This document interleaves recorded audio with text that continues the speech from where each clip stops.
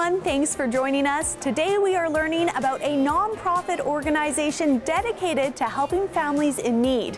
Habitat for Humanity provides affordable housing options for community members, including many right here in Saskatoon. The mission of this organization is to create a world where everyone has a safe and decent place to live. But before we find out more and hear from a woman whose family just recently moved into their Habitat home, let's check out what else is coming up. Habitat for Humanity helps families in need, and now they need your support. And we take a look at an exotic art collection now on display.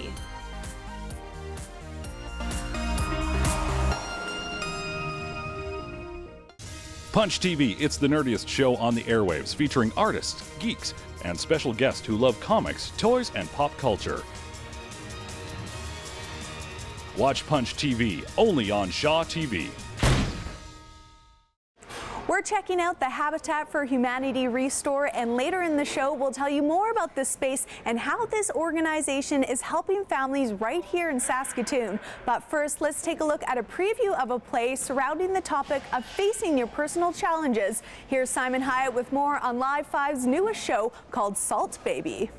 Well, my mom's half Mohawk. Her dad was a chief, a hereditary chief. He was married to a white woman. Even under ideal conditions, first dates can be a little awkward.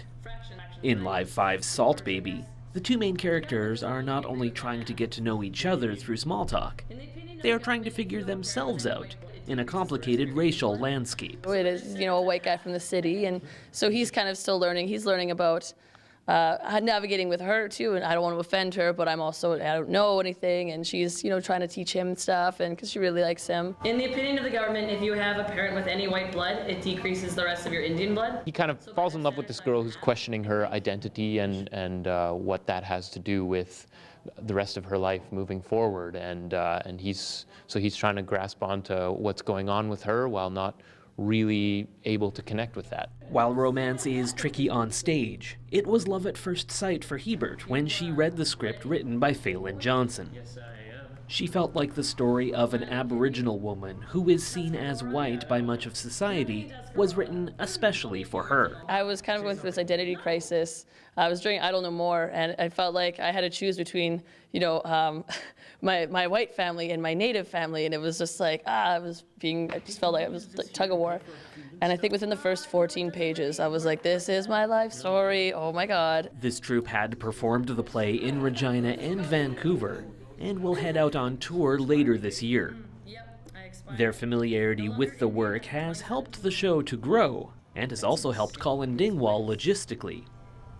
He's having an identity crisis of a different type, playing several characters, young and old, male and female, which requires some serious juggling. Should I have the hat here or over there? And it'd be, 3 seconds late getting on stage. Okay, move the hat somewhere else.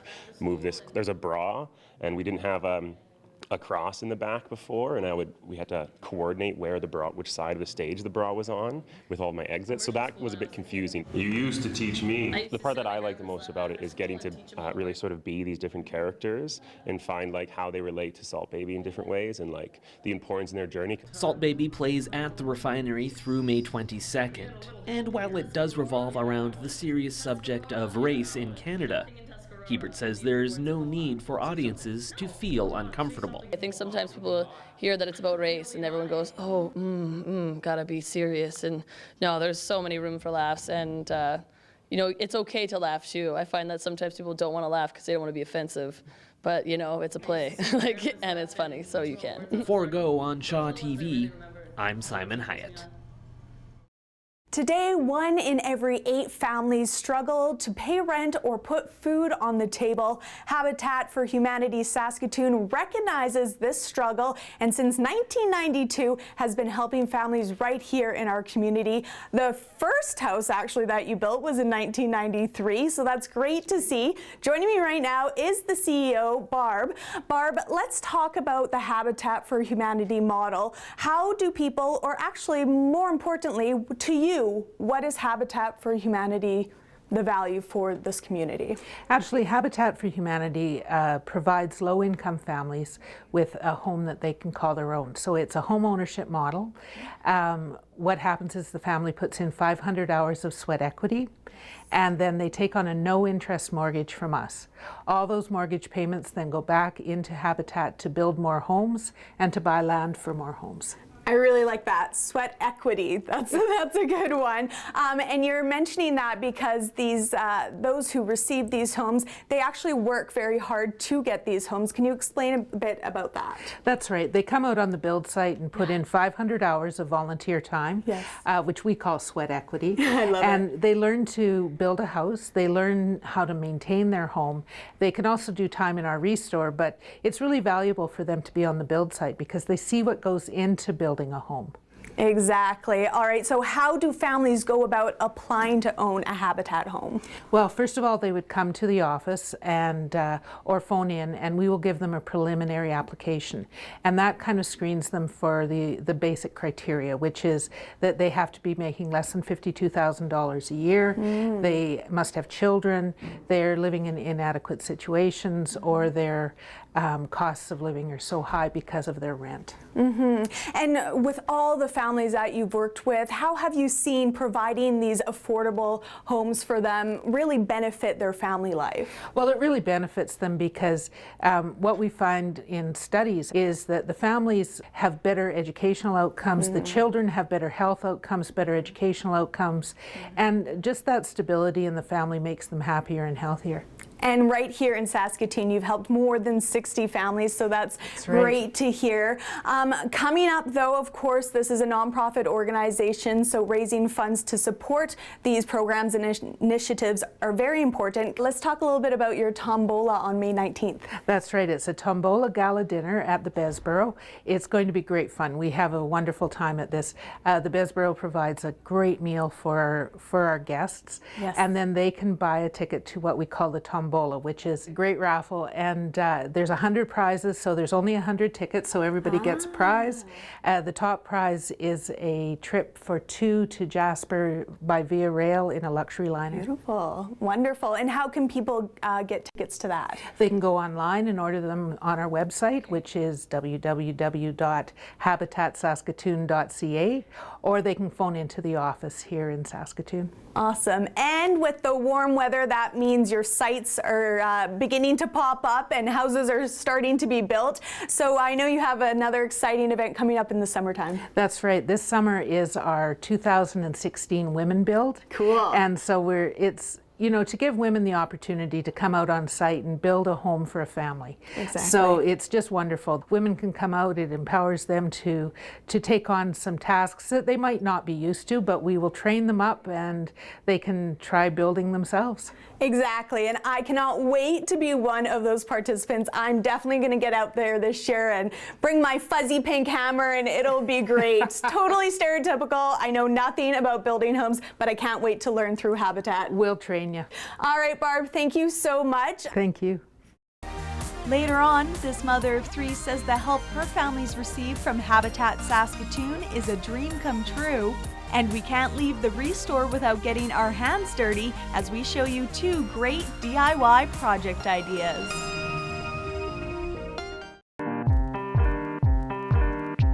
Creating local TV that matters to your community. Shaw TV, your local voice. Welcome back to Go on Shaw TV. Coming up, we'll meet a mother of three who came to Canada as a refugee and has been helped by Habitat for Humanity. But before we learn more about her journey, let's take a look at a local art exhibit that also went through a pretty incredible journey to get here. And as Simon Hyde tells us, the collector has a story to tell. One would be simply to scare away marauders. Jeffrey Bendel is originally from Saskatoon, but he didn't find the place he thinks of as home until he traveled to the other side of the world. People wearing traditional cloth, with swords in their belts and on horseback, and I happened to arrive there when some of the local clans were actually having horse races. Fully tattooed people, yelping it up, and I kind of knew immediately I was home. It's difficult to imagine a place much more different than the one he grew up in than Sumba in Indonesia. Bendel discovered the island while traveling in Southeast Asia after high school, and soon after began collecting artifacts and artwork, including these intricate Marapu weavings. The cloth, though, very much represents who they are and their spirit. And these are an indigenous people who have been living a megalithic lifestyle for thousands of years, and they are facing modernization. One side effect of that modernization is that the industry of creating these weavings has been greatly diminished following an economic crisis in Indonesia. He decided to show his collection at the Saskatchewan Craft Council to raise awareness and money to help revive the practice. This particular collection that I put together was my private collection. I really didn't have an intention to ever sell them. I always had an intention to show them and to exhibit them. But for the sake of this particular period, we have put the pieces on sale. Bendel, who is planning a permanent move back to Sumba, has been working to establish a cooperative there to create more weavings. 4 of the resulting works, which each took 2 years to make, as well as vintage Marapu pieces, are on display at the SCC. Exhibitions coordinator Les Potter says it's a privilege to show these items at the gallery. And it's really good for our craftspeople here too, whether they're involved in weaving or not, to see this quality of stuff. And there's more than just the cloths. There's lots of artifacts, lots of objects, lots of history, lots of photographs of the people. It's a very rich exhibition. Each weaving tells a detailed story of life on Sumba. Jeffrey says he has been able to collect them in part thanks to a friendship he started with members of the royal family on the island. But how does a kid from Saskatoon end up being accepted as part of this isolated and ancient civilization? I went in with no preconceived notions, hang out with the locals, do as they do, and try to understand what shaped them, what forces shaped them, why they became the way they are. And if you're doing that with earnest and good intention, they'll sense that straight off. Royal ceremonial tapestry Marapu weavings from Sumba Island will be on display at the Saskatchewan Craft Council through May 28th. For Go on Shaw TV, I'm Simon Hyatt.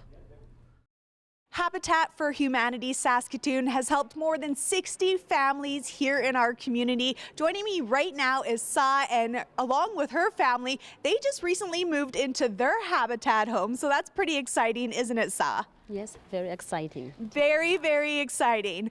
Okay, now, Sa, I want to talk to you a little bit about your background first. I know you came to Canada as a refugee. Tell us a bit about your refugee camp that you came from.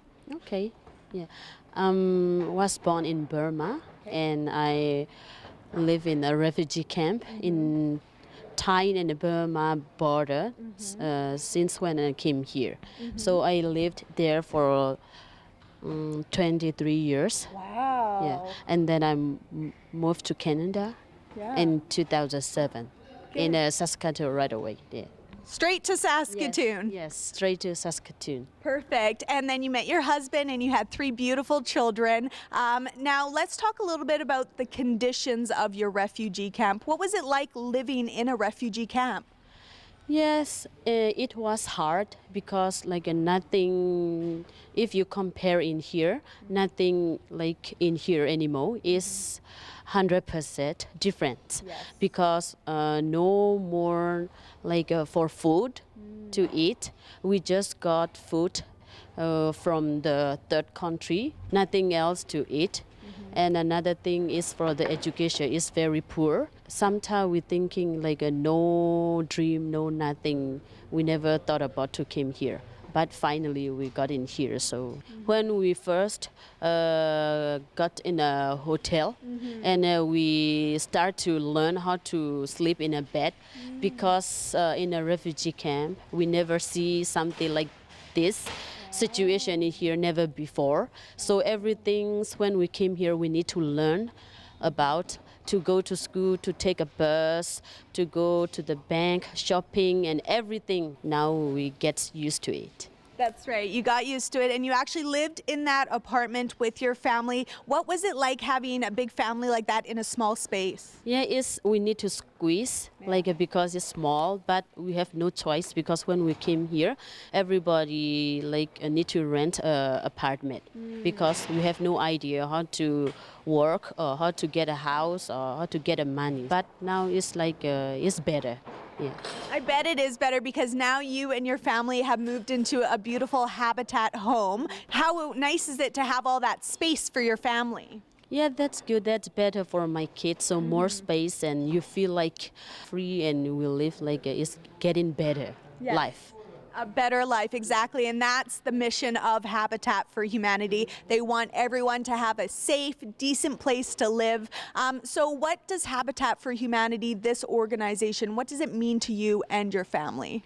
It means to me to help me to build my dream and my dream come true. So that is a good program and that is good things to help the family, not just my family, every family who need it. So I'm very happy. I want to say that thank you for Habitat Humanity, helpful for our family and useful and help us to build a dream come true. So thank you. So thank you. Oh, she's so thankful and I love it. And you and I, we're going to get out and we're going to build a house this summer. Are you going to do that with me? Okay, sure. Yeah. Okay. Sa, thank you so much for chatting with me. I really appreciate it. Thank you so much.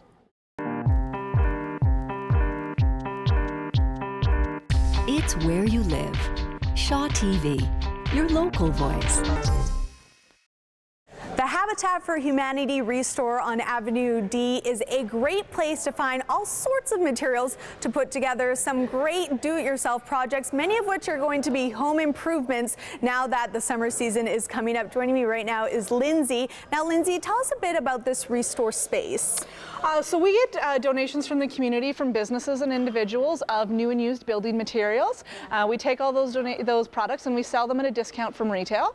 And then all the money raised here goes to support Habitat for Humanity. So you get to save money and do good. Yeah, win-win. It's all for a great cause. All right, well, I love spending time here at the Restore because, like I mentioned it, we get up to all sorts of things. Yes, we do. Some more adventurous than others. And you'll know what I mean by that after you take a look at our last project. I was here last week with Lindsay and we got up to a hammer hanger. You be the judge. Let's take a look. We're here at the Habitat for Humanity Restore, about to head inside to meet Lindsay to get started on our very creative do-it-yourself home projects. Hey Lindsay, how are you? Good, how are you? Welcome to the Restore, Janella. Are you ready to do our project? I'm ready, let's do this. Okay, so we're gonna need some screws. Okay. These ones should work. Perfect. And we're gonna need these hammers. Awesome.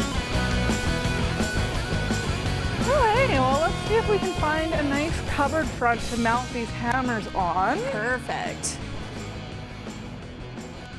Oh, here's a good one. That's a nice shape. Beautiful. All right, you ready to DIY? That's everything we need. Let's do this. So this is a miter saw. Okay. And we're gonna use this to cut our hammer.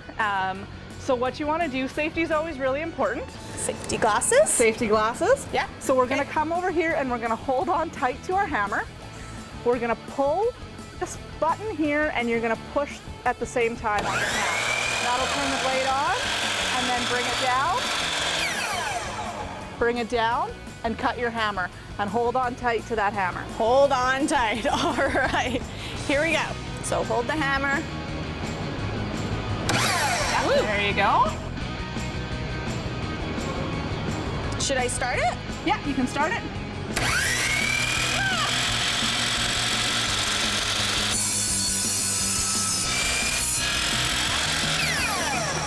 Yay! So what we're going to do now is we're going to drill a hole into the hammer so that we can use it to mount to our board.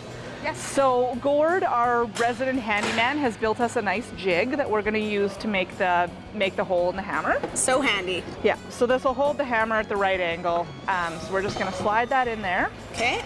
And get that hammer nice and Nice and firm Snug in there. yeah. So you're going to want to just hold on to the hammer and the jig with one hand. Okay. And you're going to want to grab that drill and just drill your hole. So with this one, pull the trigger. A little easier. Yeah. Okay. Got it. Hold here. Yeah. Go here. And how deep do I go? You'll go right to the wood. Okay.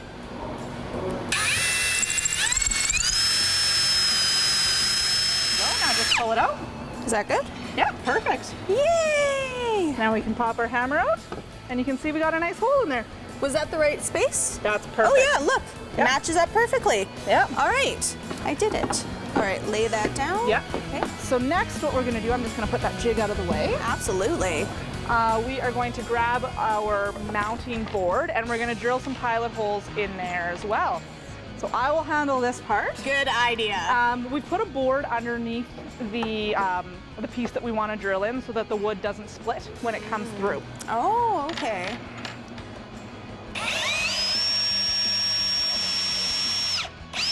Okay, there's one.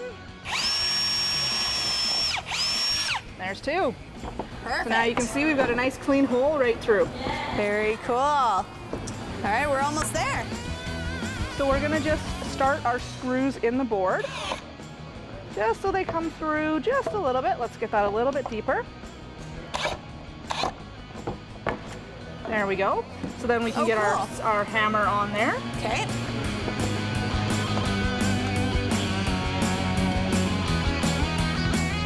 Okay.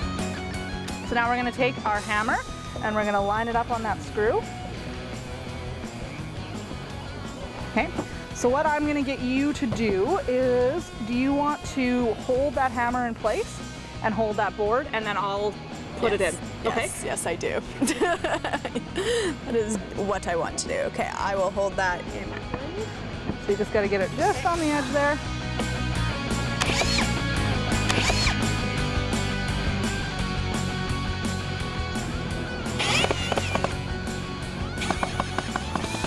There we go. Let's just straighten that out a little bit. How's that? Beauty. Beautiful. All right, next one. Put the other one on? Yes, let's do it.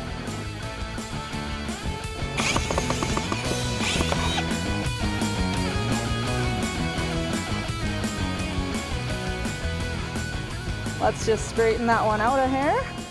There we go. Look at that. And we show off our finished product. How creative is that? Now, of course, you can use this as a coat hanger. We've seen it storage. Put it up in the garage, hang your electrical cords off there. Yeah, it's a good way to keep organized. Yeah. And we did it all from scratch, and it really didn't take that long. No. The staff here at the Habitat for Humanity Restore are always so helpful, including Lindsay, who always helps me make the coolest do-it-yourself projects. We have one in front of us. Lindsay, what are we going to make today? Today we are going to take some boring old clay flower pots and we're going to make them into a tile mosaic to spice up our front steps. A little spring do-it-yourself project, absolutely. All right, Lindsay, so where do I start here? So I smashed some tile earlier, which was quite fun. So what you're going to do is you're just going to take this glue. Okay. Put a little dab on the back. Simple enough. And then stick it to your flower pot. Oh my gosh. There you go. Ta-da! And then I've got one, I was doing a little work, and so then I'm just going to be grouting the cracks here. Grouting to fill it all in. Just to fill it all in, yeah. That's very, very cool. And Lindsay, while we do this, let's talk a little bit about this restore. I mentioned it is such a great place to find all sorts of materials. What do community members come here to find? We sell anything and everything from your house.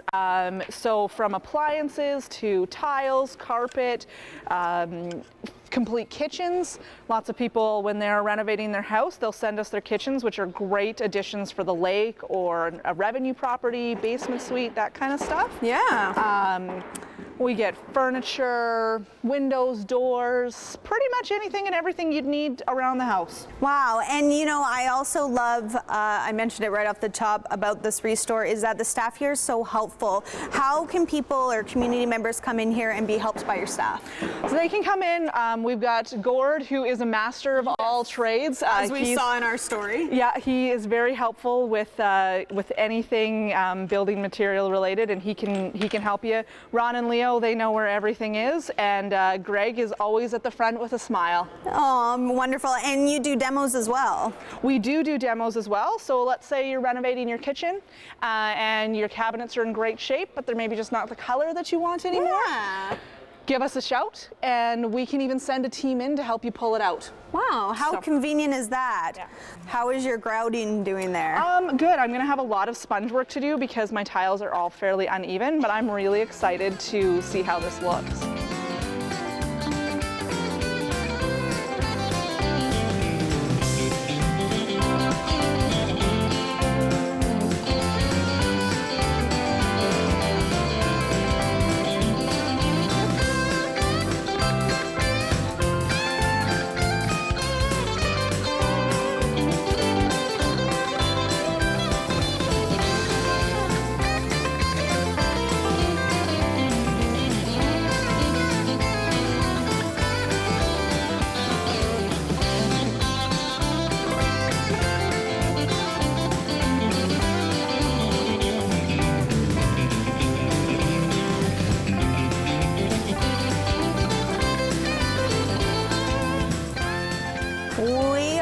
Just putting finishing touches on our spring planter. What should we call this? Spring flower pots. Mosaic. Mosaic flower pots. Yeah, there we exactly. It's been a lot of fun here, Lindsay, as per usual. Yeah. Always have a great time with you. Thanks so much for having us here at Habitat for Humanity. Thanks for coming down today. It's been a lot of fun. It has been a lot of fun, and you know what? I'm so excited for the nice weather to come because there's so much happening for Habitat for Humanity. Like we talked to Barb about earlier in the show, you have your tombola coming up, your women build coming up, and everyone can go to habitatsaskatoon.ca for all that information. What are you looking forward to for the tombola? It's coming up May 19th. The prizes are always so awesome. Your face just lit up when you said that. Yeah. And the food. The Bezbro does an amazing meal. Absolutely. Yeah. All right. Well, if you're looking forward to that, make sure you head to habitatsaskatoon.ca. And again, thanks so much for joining us here on Go on Shaw TV. We'll see you next time.